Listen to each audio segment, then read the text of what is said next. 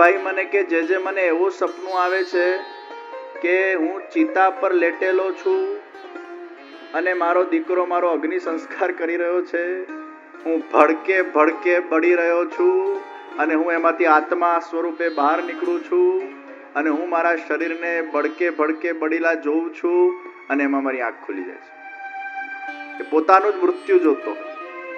તમને અગર તમારા પોતાનું મૃત્યુ દેખાય એને બહુ શુભ માનજો, કારણ કે કદાચ કોઈ મૃત્યુ તુલ્ય કષ્ટ હકીકતમાં તમારા જીવનમાં આવવાનું હતું, એ ભગવાને સપનામાં ભોગવાવી દીધું.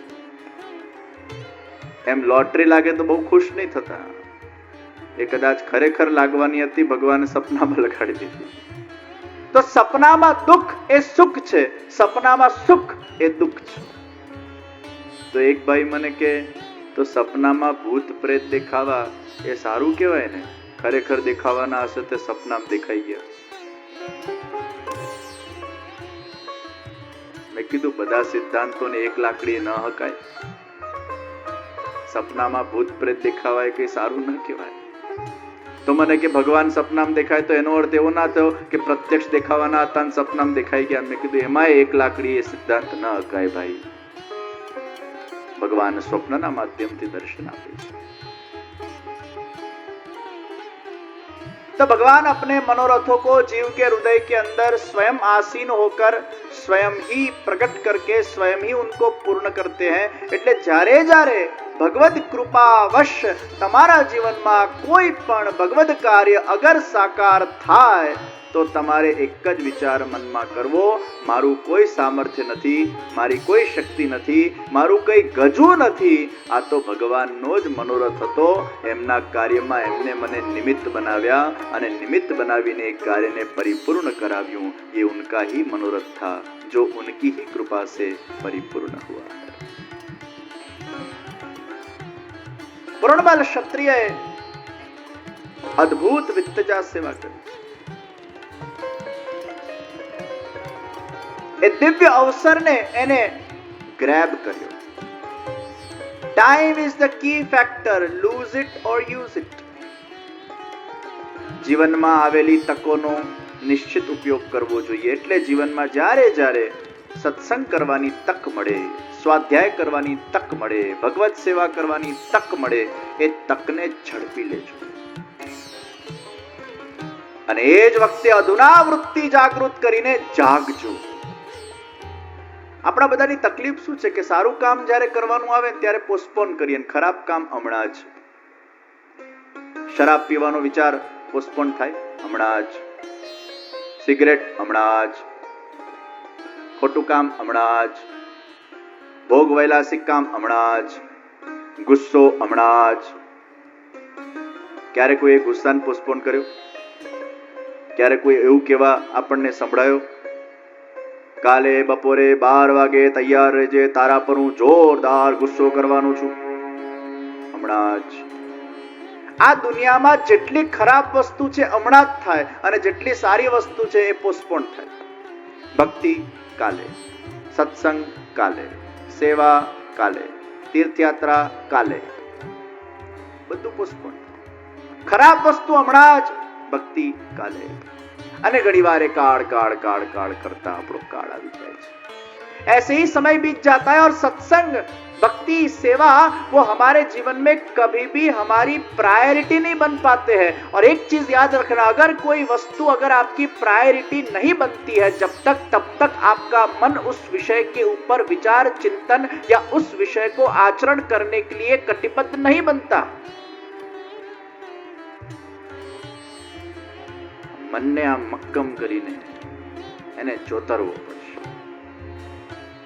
એ તો આ ઢીલું પોચું મન લૌકિકમાં જ ભમ્યા કરશે. તો દરેક સારી વસ્તુ આપણે પોસ્ટપોન કરીએ, તક આવે એને ઝડપો. ઘણી વાર ઘણા લોકોને ઘણા વખતથી સેવા કરવાની ઈચ્છા હોય, પણ કંઈક ને કંઈક અંતરાય આવતું હોય, કઈ ને કઈ વિઘ્ન આવતા હોય.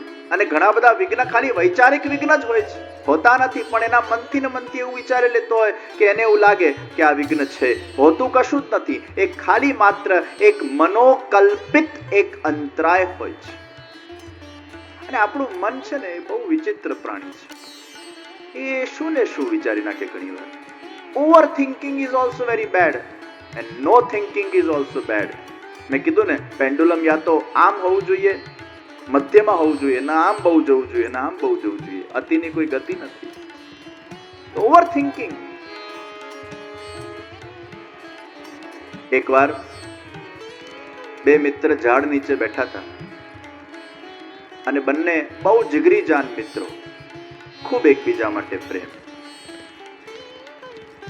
અચાનક એક મિત્ર બોલ્યો કે ક્યાં સુધી આપણે પિતાના પૈસે લહેર કરીશું, હાલને હું એકાદ ભેંસ ખરીદી લઉં. બીજો મિત્ર બોલ્યો હું એકાદ ખેતર ખરીદી લઉં. પછી પેલો મિત્ર બોલ્યો અચ્છા તું ખેતર ખરીદ છે ને, તો મારી ભેંસ તારા ખેતરમાં ચરવા આવશે. એટલે પેલા બીજા મિત્રએ કીધું ખબરદાર, મારા ખેતરમાં અગર તારી ભેંસને તું ચરવા લાવ્યો છે તો. પેલો મિત્ર બોલ્યો મારી ભેંસ તારા ખેતરમાં જ ચરવા આવશે. પેલો કે નહીં. પેલો કે મારી ભેંસ તારા ખેતરમાં જ ચરવા આવશે. પેલો કે નહીં. એમ કરીને બંનેમાં યુદ્ધ થયું. પેલો કે તારી ભેંસને મારા ખેતરમાં લાવ્યો તો ટાટિયા તોડી નાખીશ. પેલો કે મારી ભેંસને તું અડક્યો છે તો હું તારા ટાટિયા તોડી નાખીશ. એવા ઝઘડ્યા, એવા ઝઘડ્યા, એવા ઝઘડ્યા, લોહી લુહાણ કરી નાખ્યું. કોર્ટમાં કેસ કર્યો. જજ સાહેબે પૂછ્યું કે શું થયું ભાઈ, તમે બંને તો બહુ જીગરી જાન હતા, ખાસ મિત્રો હતા, અચાનક શું થયું? તો પેલા મિત્રે બધી સ્ટોરી કીધી કે અમે ખેતર ખરીદવાના હતા, ભેંસ ખરીદવાના હતા, પછી એ વાત પરથી વાત નીકળીને પછી ઝઘડો થયો. એ જજ સાહેબે એક પ્રશ્ન પૂછ્યો, ખેતર લેવાયું? એ કે ના.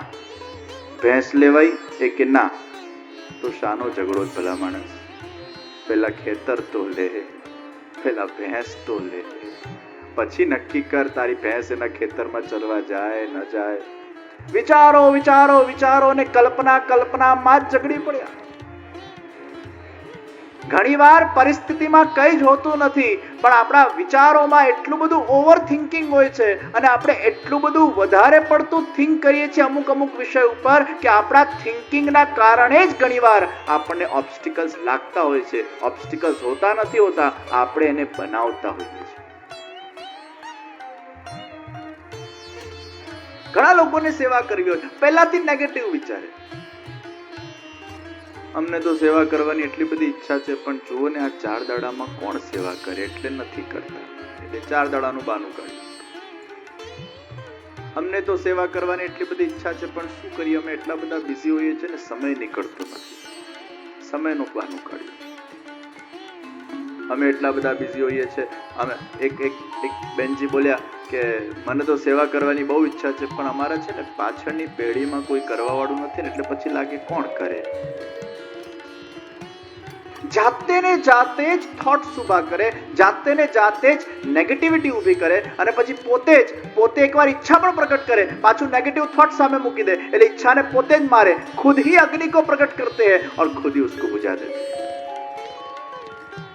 लेकिन हमें जो करना होता है वो करके ही रहते हैं,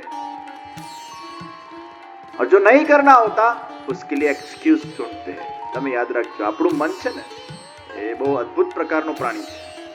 જે આપણને કરવું હોય છે એ ગમે તે રીતે આપણે કરીએ છીએ, અને જે નથી કરવું હોતું એના માટે આપણે એક્સક્યુઝ કાઢીએ છીએ. એ મન મનાવવાની એક વ્યવસ્થા છે.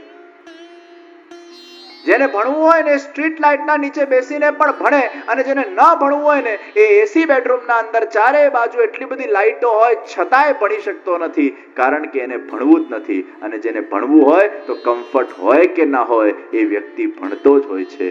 જે આપણને કરવું હોય છે એ આપણે કરીએ જ છીએ, જે નથી કરવું હોતું એના માટે બહાના કાઢીએ છીએ.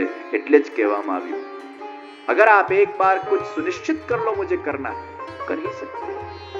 इसलिए सेवा भक्ति में अधुना वृत्ति, હમણાં જ, અત્યારે જ, આજથી જ, એને કાલ નહીં પાડતા. કોઈ પણ સારો વિચાર તમારા જીવનના અંદર પ્રગટ થાય એને ઓન ધ સ્પોટ ઇમ્પ્લિમેન્ટ કરો. Don't give option to your own mind. If you give option to your own mind, then your mind will become lazy within the few days when the time will go. લોહું ગરમ હોય ત્યારે જ હથોડો મરાય, માટી ભીની હોય ત્યારે જ એને મોલ્ડ કરાય, માટી સુકાઈ જાય પછી રમકડા ન બને, એમ લોહું ગરમ હોય ત્યારે જ એ લોહાને આકાર આપી શકાય. એમ મન આપણું જ્યારે સત્સંગથી, મન આપણું જ્યારે સેવાથી, મન આપણું જ્યારે સ્મરણથી જ્યારે ભીંજાયેલું હોય ત્યારે એમાં એકાદ નિયમના હથોડા મારી દો તો એ ચોક્કસ મનમાં આકારિત થઈ જાય છે, એ આચરણમાં આવી જતું હોય છે.